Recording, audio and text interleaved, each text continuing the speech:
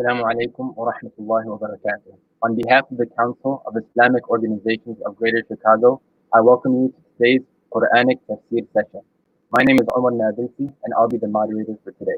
We are blessed to have Sheikh Ahmed Arafat, Imam of Mosque Foundation, with us today to discuss the 10th and 11th juz of the Quran. Sheikh Ahmed is a graduate of al-Azhar University. He has also received a master's degree from the University of Chicago Divinity School, where he is currently a PhD candidate. Sheikh Ahmed always has lots of gems to share, so I ask that Allah opens our hearts and minds to benefit from his knowledge. We will have time for Q&A at the end of the lecture, so please drop your questions in the comments and we'll try our best to have them answers.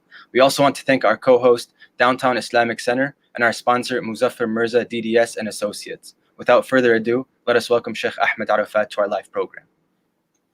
جزاكم الله خيرا. السلام عليكم ورحمة الله وبركاته. بسم الله والحمد لله والصلاة والسلام على سيدنا رسول الله وعلى آله وصحبه ومن والاه واتبع هداه وبعد. Thank you for having me. The main surah we'll be discussing today is Surah number 9. And I think this surah attracts a lot of attention from non-Muslims and Muslims as well.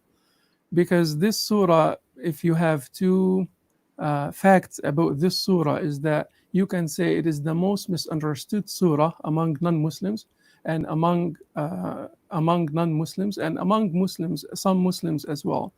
And also the second fact about this surah, that everyone noticed that the tone of the surah is clearly uncompromising. You see in the beginning that there is a discharge of obligation with the idol worshippers in regards to the treaties they had with the community of believers, with Muslims in the beginning, in the early history of Islam.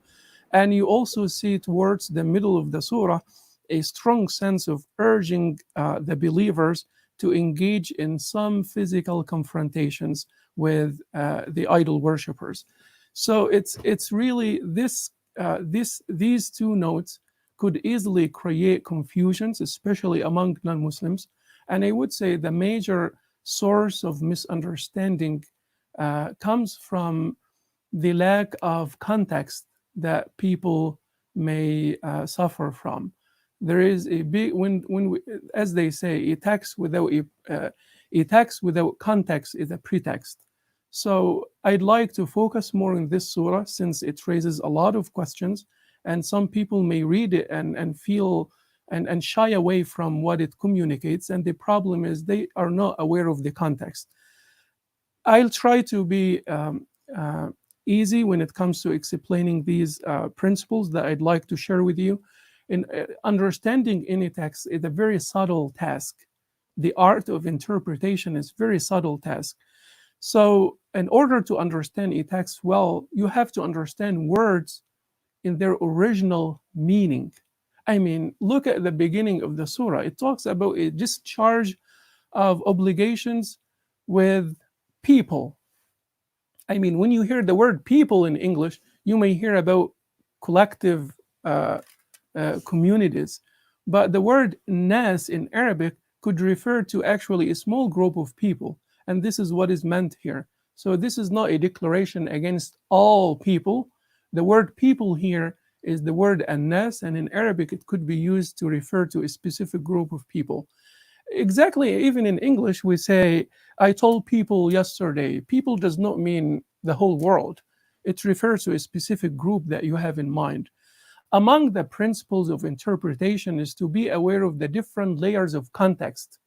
If you do not know the context of the text you're dealing with, it will be very hard to understand it. So let me share with you some layers of context that we need to be aware of in order to understand this surah and appreciate what it says. There is the literary context, and what I mean by this is that each ayah must be read in light of the ayah before and after it. And there is the historical context, and what I mean by this is we must be aware of the life and the society of the times in which these verses and this surah was revealed. If you separate the surah from that historical context, you will be missing the whole point. And most dangerously, you will be reaching an erroneous and big mistakes. There is also the holistic context. What I mean by this is when we read the surah as a whole, reading the surah as a whole is necessary to understand this surah. So the parts of the surah must be interpreted with reference to the significance of the whole. There is also what I call the Quranic context. Is there anything in the Quran in general that would support what the surah is talking about, or would modify what the surah is teaching? And there is something I'll share at the end, which is the practical context that can help us also with what's going on here in this surah.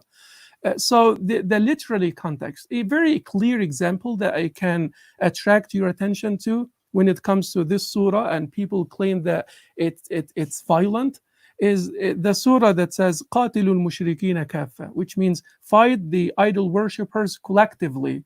Yeah, if you pause at this point, it could be very violent. But the rest of the surah says, the rest of this verse says, fight the idol worshippers collectively as they fight you collectively. So if you delete one part, you could be doing a big mistake. What about the historical context? What is the historical context that would help us understand this surah, and why the tone is uncompromising? I would say there are two big things that we notice in this whole surah. The first one is that there is discharge of the treaties, and the second one, there is urging the Muslim community to engage in physical confrontation in the Battle of Tabuk. So let me start with the first section, which is about the breaking the treaties or ending the treaties with the idol worshippers. The background here is very necessary, and also the surah itself helps us to understand that background. And I'll point you to some verses that you can see the background of the surah very clearly, and you would realize that this is clearly a self-defense matter. So the story when it comes to relations with the idol worshippers in Mecca and later in Medina, as you read the biography of the Prophet, almost the first 13 years were mostly persecutions against Muslims and against those early Muslims, and torturing them. And then when Muslims moved to Medina, they formed a community, and now they can fight back and defend themselves. But things got worse. The Quran does not always look at war as a means of achieving stability. It could be a source of chaos. So there was a chance for the Prophet ﷺ to do, and those who studied the biography of the Prophet know that I am very brief here. The Prophet was able to conduct the Treaty of Hudaybiyah with the idol worshippers, with the mushrikeen. And in this treaty has a lot of humiliating items, basically and clearly. That's why many of the companions of the Prophet did not want it. One of these conditions is that if any Muslim joined the camp of the idolaters will not turn him back to Muslims. And if any Muslim and if any idol worshipper join Muslims have to turn him back to his camp. That looks unfair and provoking, but the Prophet accepted all of these conditions. Why? Because there was one item that the Prophet liked, which is there will be peace for 10 years. And this is actually what happened. The peace process started for a few years, and at this time, many people embrace Islam. Imam Taqiyuddin al-Subki says that Muslims became more than 10,000 people after the Treaty of Al-Hudaybiyah, and the number of converts after the Treaty of Al-Hudaybiyah was more than the number of Muslims before the Treaty of Hudaybiyah since the beginning of Islam. That means in these 2 or 3 years, Muslims were more than or attracted converts more than they did for about 19 years. And this shows how Islam appreciates this concept of peace, and it is good for Muslims who were able to spread their faith very peacefully, and people got to know them and understand what they are teaching. But a lot of changes happened. And I want you to go to verse 8, 10, and 13. And these three verses will show you what are the changes that required or justified a physical confrontation and discharge of the obligation that Muslims have with the idolaters. In verse 8, you see, for example, a description of those idolaters as if they were to have the upper hand over you, they would have no respect for your kinship or treaty.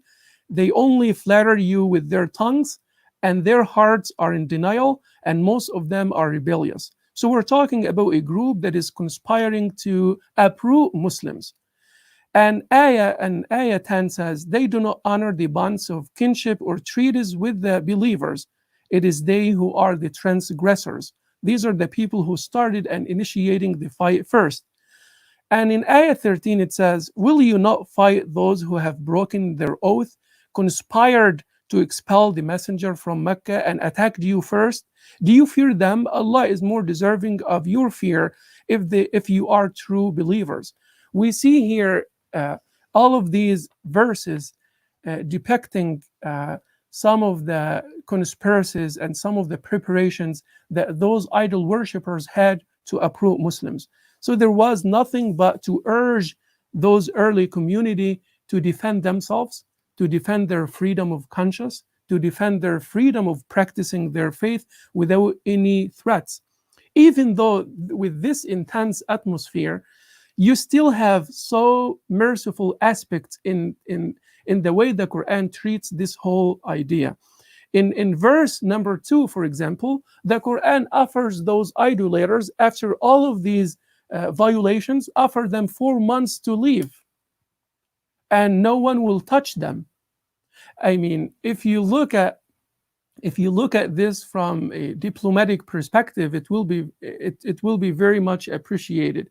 You have a group of people persecuting you, and you have proofs that they are conspiring against you, and they want to uproot you and uproot Muslims, and you're saying, you know what, you have to leave, and I am giving you 4 months to leave without any confrontation. Otherwise, we have to stand in self-defense. Ayah number 4 also tells us something very interesting. It says, as for those who honored the treaty you made with them and who have not supported anyone against you, fulfill your agreement with them to the end of their term. Allah loves those who are mindful of them. So you see again this kind of balance in the way the Quran treats that group of people. Also in ayah number 6, it says, if any one of the idolaters should seek your protection, O Prophet, grant it to him so that they may hear the word of God, and then take him to a safe place for him. Then take him to a safe place, for they are people who do not have any knowledge. This is kind of interesting, because among those idol worshippers who broke the agreement, there could be some people who do not understand what's going on, who do not really understand Islam. So you can pick those people and put them in a safe place and teach them your views very clearly and peacefully. You see also in ayah number 7, it says, so long as they remain true to you, be true to them. Allah loves those who are mindful of Him. So even what I'm trying to say, that even though the context is very intense, and there are in the midst of all of these violations, there are still chances for those idolaters to avoid any physical confrontation. But if they insist, then there is no other way but to defend yourself. That is why you see in this surah that tone that is uncompromising, and that is why you see the urging of the believers to defend themselves. Why? Because why do we need that much urging in that surah? First of all, those believers were very few in numbers, so they needed encouragement. And even the Quran referred to this. The Quran says, وَعْلَمُوا, to the disbelievers, وَعْلَمُوا أَنَّكُمْ غَيْرُ مُعْجِزِ اللَّهِ, know that you cannot escape from the power of God. And it refers and it indicates that those people are very powerful.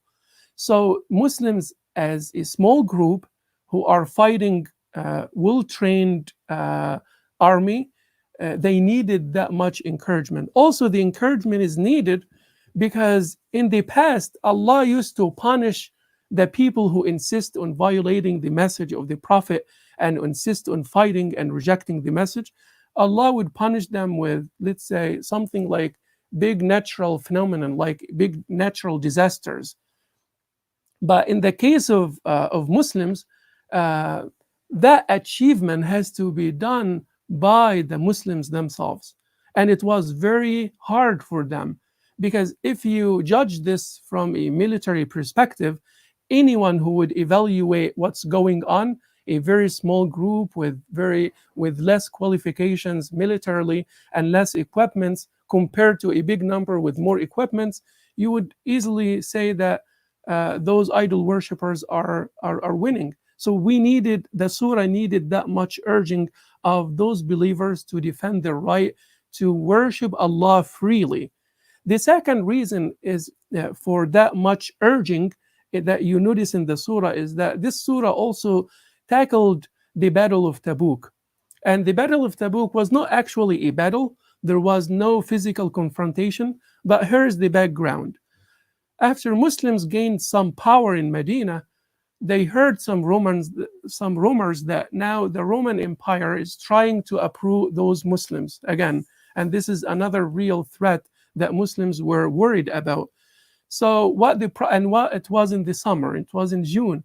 So what the Prophet ﷺ did is that he encouraged his community to get ready and get out of Medina and go to that place called Tabuk, so that they will not be attacked in Medina and they would defend themselves outside of Medina. So what happened is that this was very tough.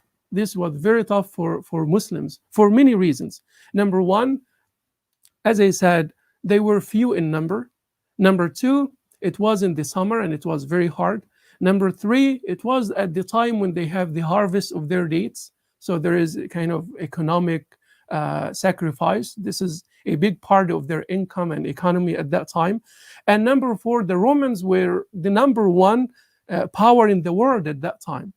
And it is interesting to notice that Muslims were not against the Romans. Actually, Muslims were very happy, and the Quran itself predicted that the Romans will win over the Persian Empire. And Muslims were happy for that victory because the Romans and their beliefs are closer to Muslims than what the ancient Persians had before. And number five, the Romans had some Arab allies.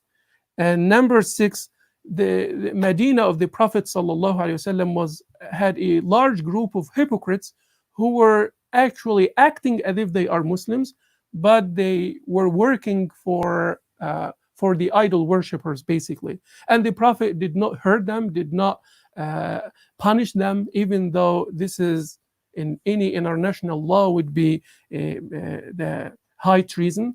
But the Prophet used to refrain from punishing them because he was worried about the image of Islam. Literally, he would say, I do not want to punish them or kill them because people will think that Muhammad is killing his companions. Those people are counted as Muslims, and the Prophet wanted to maintain that image of Islam pure, and even would let someone go unpunished to maintain that image. So with all of these sacrifices and threats and difficulties, what happened is that Muslims still managed to go out and be ready for that confrontation.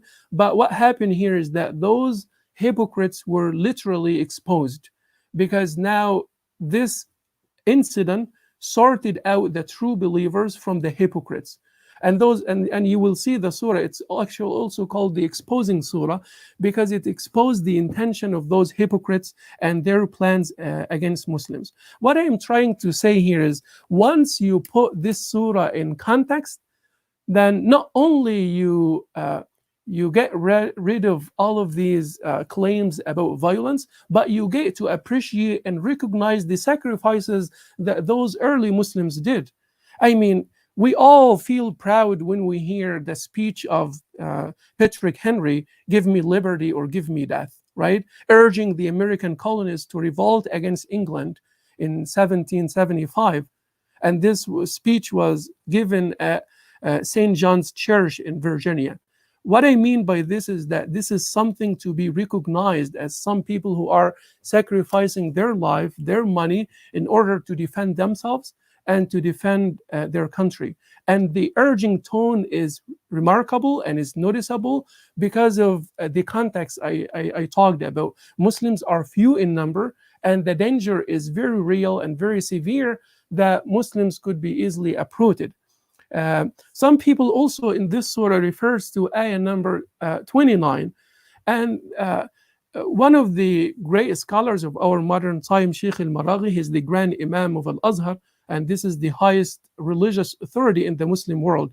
He said this ayah means that it means fight those who are mentioned when the conditions which necessitates fighting is present, namely aggression against you or your country, or oppression or persecution against you on account of your faith, or threatening your safety and security, and who committed crimes against you. And all of these threats that led to the Battle of Tabuk. So that historical context is important to understand the surah. There is also another context that I refer to as the holistic context. And what I mean by this is reading the surah as a whole. And when you look at the end of the surah, you see something very interesting. You see the Prophet being described as the compassionate, the merciful. But the surah is talking about urging people to fight back. And you might think that this does not fit, but actually this ending of the surah shows that that fighting was not for the sake of attacking people, but it was like the surgeon knife. The surgeon knife is an instrument of mercy. The knife a surgeon use, it's like these wars and these confrontations were like the knife a surgeon uses to cut into somebody to remove an illness and to remove a threat to the body. So there was a threat against the community that has to be confronted.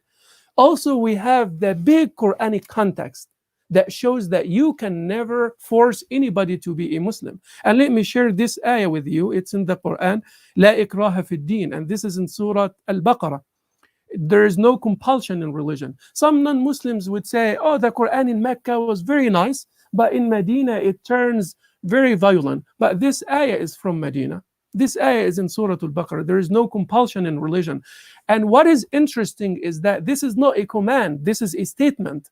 It doesn't say, do not force people into your faith, but it says there is no compulsion. It is a statement. It can never be abrogated. It's not like a command that could be modified or abrogated, but it is a statement. It is a fact that cannot be changed. There is no compulsion in religion. And this was in Medina. Also, if you want to know the real relationship or the Quranic context that governs the relationship between Muslims and non-Muslims, read Surah Al-Mumtahana, verses 8 and 9. Surah Al-Mumtahana, verses 8 and 9. And I will not say it. I do have the reference here. So it's in chapter 60, verses 8 and 9. Go and read these verses. I will not read them. It's an exercise for you to practice. This is the Quranic, the overall Quranic context through which you can understand all of the other verses. Also, there is what I call the empirical context. There is the empirical context. What I mean by this are some facts in history that we cannot deny. And it shows how tolerant Muslims were with non-Muslims. Did you know that the oldest mosque in Islam, the oldest mosque in Egypt and actually in Africa, is very few meters away from the Hanging Church? And the Hanging Church dates to the 3rd century, and it belongs to the Coptic Orthodox Church of Alexandria. So just few meters away from each other. And there's also a Jewish synagogue next to these two buildings. The idea that we have all of these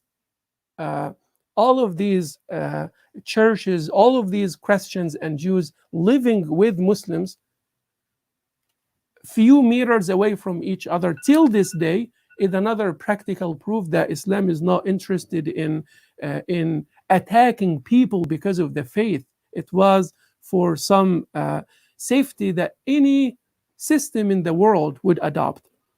If you want to read more about this, I would suggest a good book called Preaching of Islam by Thomas Arnold. It's a very great, he has a lot of historical analysis of most of these confrontations, and you will see by yourself if it was tolerant or violent. Again, this is called Preaching of Islam. And if some people say Islam is spread by the sword because of these verses, and it is absolutely wrong. Imam Sheikh Muhammad al-Ghazali, he's a modern Azhari scholar, he said, Al-Islam lam yantashir bis-sayf, Al-Islam intasara ala al-sayf. He said Islam was not spread by the sword. Islam defeated the sword. Islam achieved victory over the sword. This is the real evaluation of that history. And when it even there is another good book that I can refer you to. It's by Richard Bulliett. His book is Conversion to Islam in the Medieval Period. In this book, he's demonstrating with numbers that Muslims stayed as minorities for centuries in Egypt, in Syria, in India. I mean, for India, they stayed there for almost around 1,000 years. Until this day, they are minority. They had the upper hand. Why didn't they force people to become Muslims? And when we say there is no compulsion in religion, this comes from a theocentric society, meaning from a society that focuses on God. So that is more appreciated. I mean, we here appreciate the great value of freedom in religion in a secular society, but the secular society is not concentrating on religion. It's not an exaggeration to say they may not care that much about what you believe. But can you form a political power, a political party that goes against the political worldview of the secular societies now and tolerate that? The answer, I think, is no. But Islam, which is focusing on God, does not prohibit the idea of coexistence, the idea of different faith together. And as I said, check the Hanging Church in Egypt and the oldest mosque, which is Amr ibn al-As, which is few meters away from each other. What I tried to do here is to talk about these practical contexts. And even for non-Muslims, because some non-Muslims may be watching us, I can refer you to the famous French philosopher Voltaire. He has a very good treatise called The Treatise on Tolerance. In this tolerance, he's asking the questions of his time because of the big killings that were going on among the Catholics and the Protestants. He's asking them to go and look at Turkey and look at Muslims and learn religious tolerance from them. Let me read. This was after the Protestant figure Jean Callas was accused of killing his son to prevent his conversion in 1762. So Voltaire wrote this treatise of tolerance, and one of the things he made very clear in that book is that he wanted them to adopt the same religious tolerance that Muslims enjoy in their lands. He says, let us reach out from our narrow little sphere for a moment and examine what goes on in the rest of the globe. The Turkish prince, for example, rules peacefully over 20 races of different religious conviction. 200,000 Greeks lives in Turkey in perfect safety. And the Mufti himself nominates and presents the Greek patriarch to his emperor. There is even a Roman Catholic patriarch living there. The Sultan nominates the Catholic bishops to some of the Greek islands with the following: I command him to go and reside as bishop on the Isle of Chios in accordance with its ancient customs and ceremonies. And he said the empire is stuffed with Jacobites, Nestorians, Coptics, Christians of St. John, Jews and Gebers and Babians.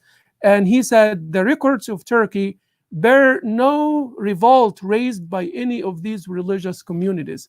If you want to read more about this, I have an article called When Islam Was a Model of Tolerance for Europe. It is available on our website on the Mosque Foundation that you can read in whole. I was assigned to talk about the 3 surahs, but I thought this surah needed more coverage because of the question that could be raised by the surah itself for Muslims and for non-Muslims alike.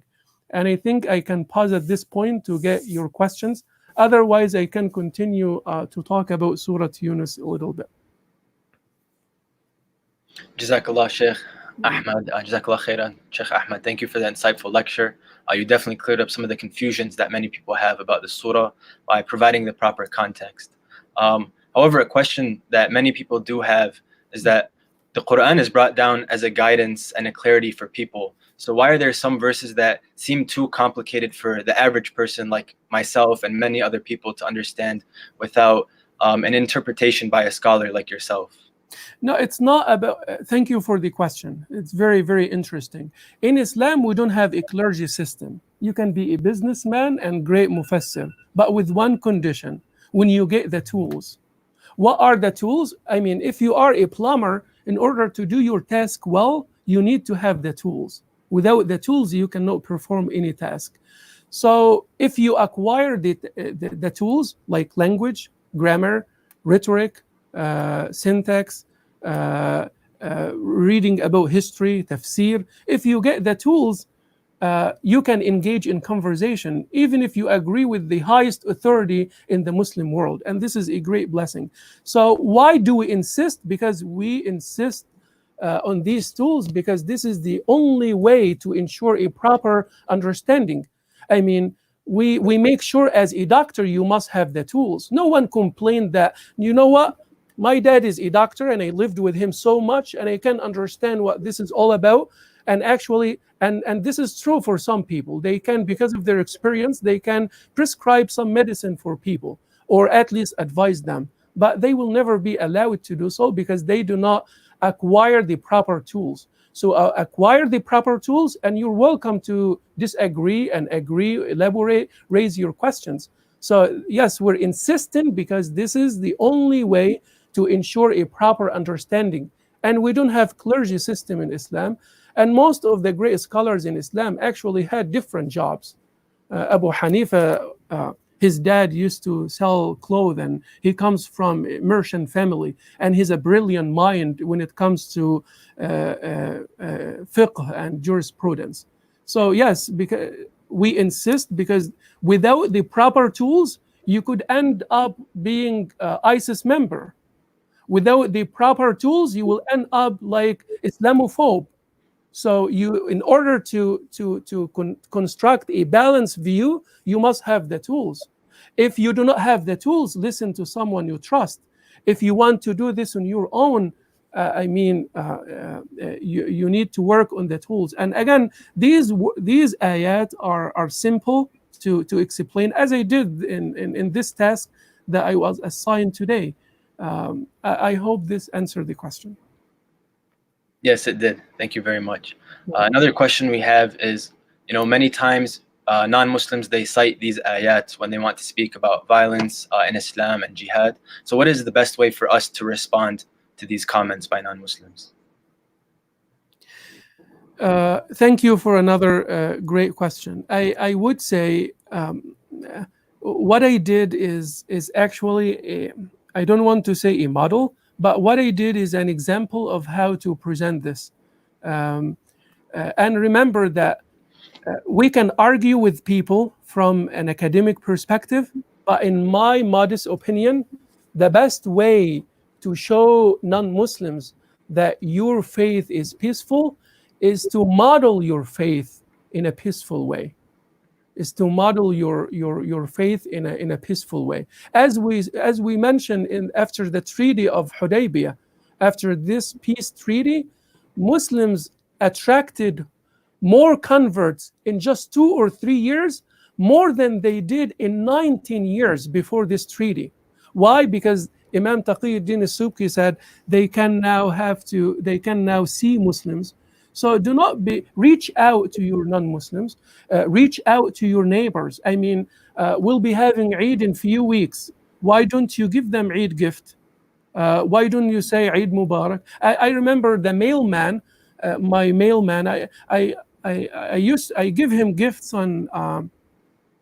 He's now a different person. I used to give him gifts on Eid, and believe me, somehow he searched about my names, and he brought me the newsletter of the mosque, and he said, "I like your article. It's beautiful."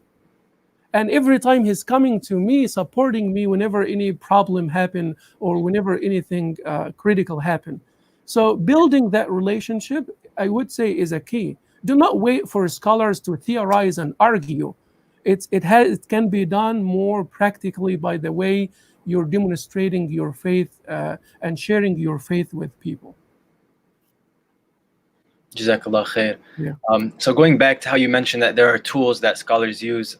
So if these tools are the same for all Islamic scholars, why are there differences among them? Like, for example, in moon sighting opinions or just opinions on interpretation of the Quran. I am, alhamdulillah, I am trained in Islamic scholars in Islamic disciplines, and for me, I appreciate the differences. For me, I do not see these differences as unhealthy. I see, actually, this is the answer to your first question. The problem is I see the voice coming from this side, so sometimes I look on my right and it is your left. But anyway, so this answers your first question. The idea that we have room for differences is an encourage for everybody to get these tools, because sometimes they also have different tools. They have different. They sometimes they disagree on the tools. When it comes to the moon sighting, this is more a juristic opinion. So there is something called usul al-fiqh. Usul al-fiqh is a science that Muslims invented. Usul al-fiqh is like the grammar of jurisprudence. How do you understand a text? This is a science, the art of hermeneutics, the art of interpretation. So when it comes to legal matters, yes, we have different schools who develop different tools, and they are respectful of everyone's tools. So you're free to be Hanafi, you're free to be Shafi'i, and there will be some different tools in each one, in each madhab. And I think this is healthy, and it is a part of the civilization of Islam, and we need to embrace that and accept these differences. So I see it as something healthy only if we understand it as something coming as an important aspect of the Muslim civilization. It's not something to be confused about. Remember that fiqh actually means understanding. The word fiqh does not mean laws. It does not mean rules. It means understanding. And we can understand text differently. But the text I was discussing, what I said does not apply to the text I was discussing. When it comes to some legal matters, yes, you can develop some different methodologies that will lead to different rules, and we need to be respectful of all of these differences. Wallahu a'lam. Jazakallah khair. So that concludes our questions about Surah At-Taubah. So if you could use this time to just give us, some brief gems from Surah Yunus or Surah Hud, just all-encompassing ideas that we can, inshallah, benefit from. Thank you. I would say these two surahs in general, because I cannot go through what they talk about in particular, but these belongs to the Meccan surahs, and the Meccan surahs are about building the faith of the community, and it's always talking about who God is, who you are, what is life, what is the afterlife. These are the four themes, and prophethood too. These are the four themes repeated in these surahs. And this is my advice to all of the parents. Do not be engaged too much teaching the kids about the rules. Did you know that fasting was prescribed in the second year of Hijrah? Zakah was in the second year of Hijrah. So what, meaning just 5 or 6 years or 7 years before the Prophet passed away. What were the Quran doing during more than 25 years? The Quran was engaged in instilling faith and iman in the hearts of the kids and in the hearts of the community. That's why Sayyida Aisha said, if the first thing, she said, تعلمنا الإيمان قبل القرآن. We learned faith before laws. And if the first thing to be revealed were do not steal, do not commit adultery, no one would have listened. So make sure that you tell your kids about the greatness of Allah, about what this life is, what the afterlife is, who we are and who God is. And in this way, they would develop the spiritual state that would prepare them to listen to, Ya ayyuha alladhina amanu, do this. Ya ayyuha alladhina amanu, do not do this. Oh, believers, do this. Oh, believers, do not do this. But we start with the assumption that they already maintain faith, even though they did not spend that much studying about the greatness of Allah and instilling the holiness of Allah in their hearts. So one great lesson we learned from the Meccan surahs and the Meccan period in general is, before you say do this and do not do this, there is a necessary step which is communicated in all of these Quranic Meccan surahs. And I would advise Muslims to start with these Meccan surahs to build their faith first before they get engaged with these laws, which is not more than 8% of what the Quran is talking about. Wallahu a'lam.